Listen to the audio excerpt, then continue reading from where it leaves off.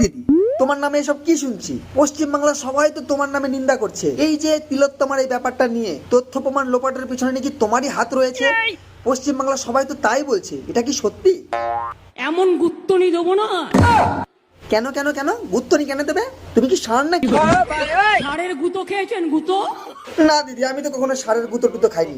কেন দিদি, তুমি ষাঁড়ের কাছে গেছিলে নাকি গুঁতো খেতে? ওই তোমার ওই ষাঁড়ের গুঁতোর গল্প পরে শোনা যাবে।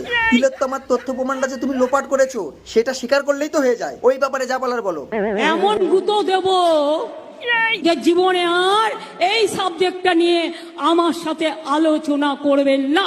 বড় বড় লেকচার, তোমার সঙ্গে পাঙ্গা নেওয়ার জন্য আমার কুত্তাই যথেষ্ট, আমার দরকার নেই।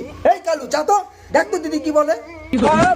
আমি বন্দুকের থেকেও ভয়ঙ্কর, আমি সুনামির থেকেও ভয়ঙ্কর, আমি টর্নেডোর থেকেও ভয়ঙ্কর, আমি তুফানের থেকেও ভয়ঙ্কর। কি করে